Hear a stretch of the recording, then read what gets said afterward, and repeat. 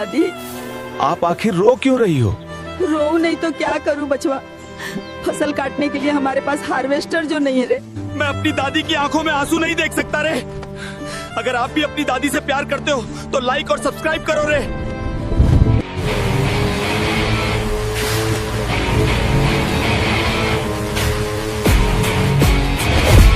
चल चुपचाप हार्वेस्टर की चाबी निकाल, वरना यहीं पे तेरा रप्पा रप्पा कर दूंगा। ले ले भाई।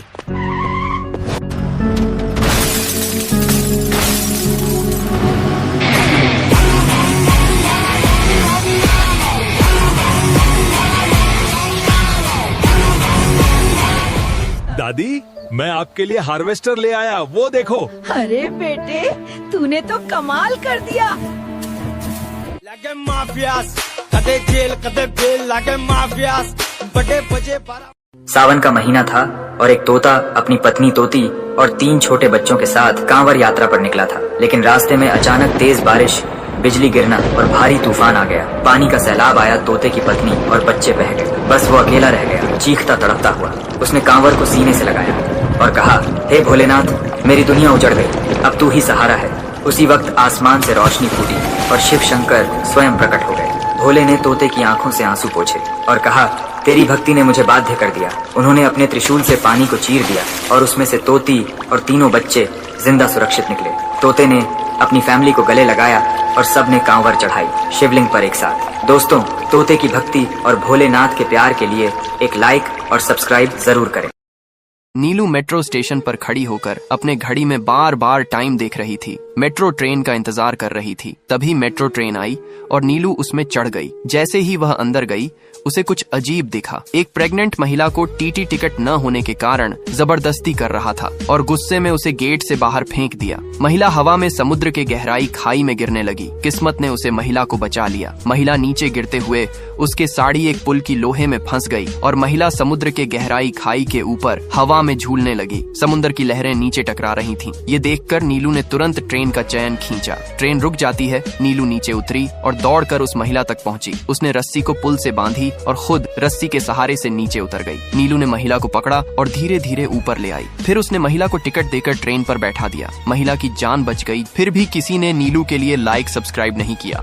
कुत्ते ने बनाया रिमोट से उठने वाला लहंगा। लड़की भारी लहंगा पहनकर जहां भी चलती थी, वह जमीन पर घिसटता था और हर कदम पर उसे हाथ से उठाना पड़ता था। बार बार लहंगा उठाते उठाते वह तंग आ गई और गुस्से में कुत्ते के पास पहुंचकर उसे जोरदार थाप मार दी। थाप पड़ते ही कुत्ता डर के मारे भागता है और मोटर और रिमोट लाकर रिमोट वाला लहंगा बनाने लगता है। वह लहंगे में मोटर फिट करता है जिससे रिमोट दबाते ही लहंगा ऊपर उठ सके। कुछ दिनों की मेहनत के बाद रिमोट वाला चमचमाता लहंगा तैयार हो जाता है। कुत्ता ट्रैक्टर में लहंगा कर लड़की के पास लाता है और उसे थमा देता है और लड़की लहंगा पहनती है और कुत्ता रिमोट दबाता है और उसका लहंगा उठ जाता है। अब लड़की मजे से रिमोट दबाकर लहंगा उठाती है, लेकिन कुत्ता रोने लगता है क्योंकि किसी ने लाइक और सब्सक्राइब नहीं किया। पार्ट 2, चलो देखते हैं राजा के साथ आगे क्या हुआ। दरअसल रानी राजा को लड़का जन्म नहीं दे रही, इसलिए राजा ने रानी से कहा, मैं दूसरी शादी कर रहा हूँ। यह कहकर अगले दिन राजा जंगल में शिकार करने के लिए निकल गया। शिकार करते करते राजा ने देखा कि जंगल में एक प्यारी सी लड़की लकड़ियां काट रही थी। राजा ने अपने सिपाही को बुलाकर पूछा, यह लड़की कहाँ रहती है और इसका नाम क्या है? सिपाही बोला, महाराज, इस लड़की का नाम पायल है और यह गोलिमपुर गांव में रहती। राजा ने आदेश दिया, तुम अभी इसी लड़की के घर विवाह का प्रस्ताव लेकर जाओ। सिपाही फौरन पायल के घर गया और पायल की माँ से बोला, हमारे राजा आपकी बेटी पायल से विवाह करना चाहते हैं। पायल की माँ खुश होकर बोली, ये तो बहुत अच्छी बात है, हमारा राजा एक गरीब लड़की से शादी करना चाहता है। अगले ही दिन राजा के महल में धूमधाम से शादी हो गई। 2-3 महीने बाद अचानक पायल के पेट में बहुत तेज दर्द होने लगा। राजा ने सिपाही को बुलाकर कहा, रानी साहिबा के पेट में बहुत दर्द हो रहा है, तुरंत डॉक्टर को बुलाओ। सिपाही तुरंत डॉक्टर को लेकर आया। डॉक्टर ने रानी का इलाज किया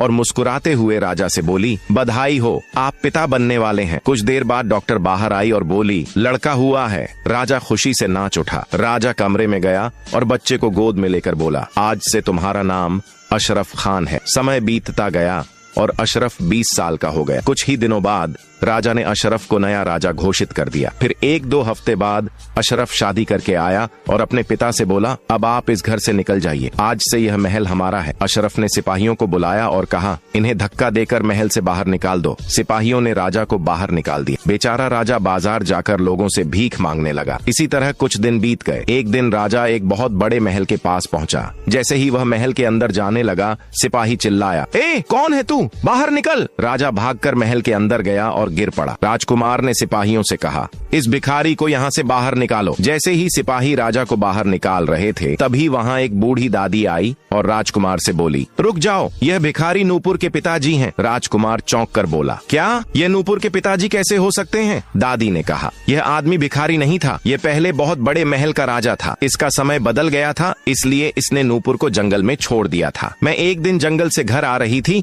तब मुझे नूपुर पत्थर पर गिरा हुआ मिला। फिर राजा ने दूसरी शादी की। रानी ने एक लड़का अशरफ जन्म दिया। लड़का बड़ा हुआ और इसी भिखारी ने उसे महल का राजा बना दिया। फिर उसी लड़के ने अपने पिता को महल से निकाल दिया। इस तरह यह आदमी भिखारी बन गया। इतना सुनते ही नूपुर दौड़ कर आया और अपने पिता से लिपट कर रो पड़ा। राजा ने भी सुकून की सांस ली। कुछ दिन बाद अशरफ, उसकी माँ, उसका बड़ा भाई और 5 बहनें सभी नूपुर से मिलने आए। नूपुर की माँ दौड़ कर आई और नूपुर को गले लगाकर बोली, बेटा मुझे माफ कर देना, मुझसे बहुत बड़ी गलती हुई है। नूपुर बोला, कोई बात नहीं माँ। तभी अशरफ भी अपने पिताजी के पास आया और बोला, पिताजी मुझे माफ कर दीजिए, मुझसे गलती हो गई, अब मेरे साथ हमारे महल चलिए। सभी ने मिलकर नूपुर के एक दिन वन की देवी मनुष्यों के हृदय में बसे जंगल के प्रति प्रेम और दया की परीक्षा लेने का निश्चय करती है। फिर जल्दी से वन देवी धरती लोक आती है। फिर माता अरण्यनी अपना दिव्य रूप छोड़कर एक बूढ़ी दादी का रूप धारण कर जंगल की ओर चल पड़ती है। फिर माता अरण्यनी आगे देखती है कि एक व्यक्ति जेसीबी से जंगल के विशाल पेड़ काट रहा है। फिर माता अरण्यनी उनके पास जाकर कहती है कि बेटा, जंगल केवल लकड़ी ही नहीं, यह धरती की सांस है। पेड़ कटेंगे तो बारिश रूठ जाएगी, नदियाँ सूख जाएंगी और हवा भी जहर बन जाएगी। इतना कहते ही व्यक्ति गुस्से से दादी को कहता है, हमें अपना काम करना है, जाओ यहाँ से। फिर माता अरण्यनी निराश होकर वहाँ से चली आती हैं और एक जंगल पार्क पहुँचती हैं। माता अरण्यनी पार्क के द्वार पर जाकर कहती हैं, बेटा मैं बहुत दूर से आई हूँ, मेरे पास पैसे नहीं है, अंदर जाने दो। इतना कहते ही पार्क का गार्ड उन्हें कहता है, यह जगह अमीर लोगों की है, तुम जैसे गरीबों के लिए नहीं। इतना कहकर गुस्से से भगा देता है। फिर थकी हुई माता अरण्यनी एक छोटी सी कुटिया में जाती है, जहाँ एक वनवासी स्त्री पीपल के पैर की पूजा कर रही होती है। फिर दादी आंगन में जाकर जोर से कहती है, बेटी मेरी मदद करो, रास्ते में एक जंगली जानवर ने मुझे काट लिया है। फिर स्त्री तुरंत बाहर आती है और दादी को बेहोशी की हालत में देख स्त्री जल्दी से जड़ी बूटियां पीसकर दादी के घाव पर लगाती है और कुछ ही देर में दादी का दर्द कम होने लगता है। फिर माता अरण्यनी भावुक हो उठती हैं और कहती हैं, बेटी तुम्हारी करुणा ही इस जंगल की सच्ची रक्षा है, तुम्हारा हृदय पवित्र है, तुम्हारी दया व्यर्थ नहीं जाएगी। इतना कहकर माता अरण्यनी वहाँ से चली जाती है। माता अरण्यनी के लिए लाइक सब्सक्राइब कर दो। दीपावली के बाद मां लक्ष्मी दूध वाली बनकर धरती पर उतरी। भक्तों की परीक्षा लेने सबसे पहले वो अमीर व्यक्ति के घर में जाती है और बोलती है, मालकिन से कहती है, दूध ले लो। मालकिन बोलते हैं, हम हरीश घर के लोग हैं, तुझ जैसी 2 कोड़ी लड़की से दूध लेंगे और उसे मार कर भगा देती हैं। फिर माँ एक मंत्री के घर जाती है और उससे कहती है, मंत्री जी दूध ले लो, घर पर बच्चे भूखे हैं, दवा तक के पैसे नहीं है। मंत्री बोलता है, मैं क्या करूं, तुम बिना पूछे अंदर आई हो। इतना कहकर पुलिस बुलाता है और पुलिस में पकड़ा देता है। थकी हुई माँ ठंड से कांपते हुए एक गरीब की झोपड़ी में पहुंची। पैसे तो हमारे पास जहर खाने के लिए नहीं है और हम 10 दिन से भूखे हैं। तब मजदूर की बातें सुन माँ लक्ष्मी को दया आ जाती है। वे असली रूप में आकर पलक झपकते ही माँ लक्ष्मी गरीब की झोपड़ी को एक आलीशान महल में बदल देती है। लेकिन अफसोस, अभी तक किसी ने लाइक किया, सब्सक्राइब भी नहीं किया। ऐसी लेटेस्ट कहानियां को सुनने के लिए चैनल को सब्सक्राइब करें।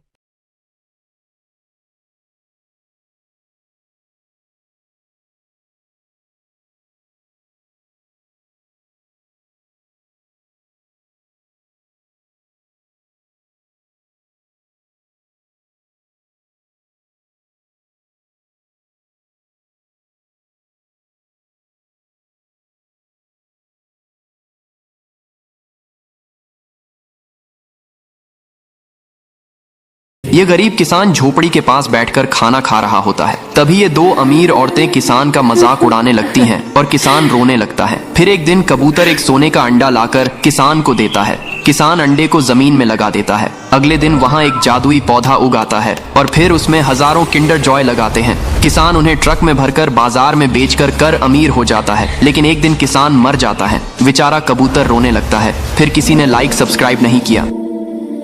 एक बार एक राजकुमार था, उसके 2 रानी थी। एक रानी के 2 बच्चे थे और एक रानी के बच्चे नहीं थे।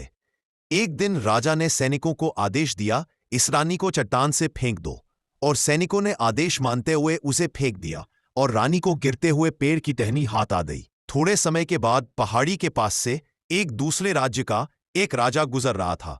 उसे आवाज सुनी और उसे राजा ने उसे रानी को जैसे तैसे बचा लिया और अपने घोड़े पर बिठाकर अपने राज्य में ले गया और वहां पर जाकर दोनों ने शादी कर ली। राजा के लिए सब्सक्राइब करें।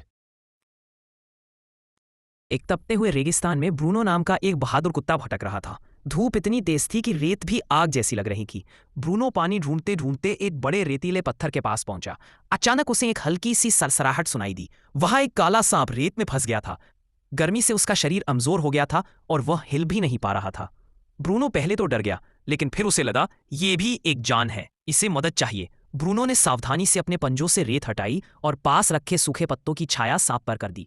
फिर वह दूर से थोड़ा सा पानी ढूंढ लाया और धीरे से सांप के पास रखा। कुछ देर में सांप को ताकत वापस आने लगी। वह ब्रूनो की ओर देखने लगा, लेकिन हमला नहीं किया। बदले में उसने अपनी फुफकार से रेत में एक सुरक्षित रास्ता दिखाया, जहां ब्रूनो को एक छोटा सा पानी का गड्ढा मिल गया। ब्रूनो ने सांप की जान बचाई और सांप ने ब्रूनो की। इस कहानी को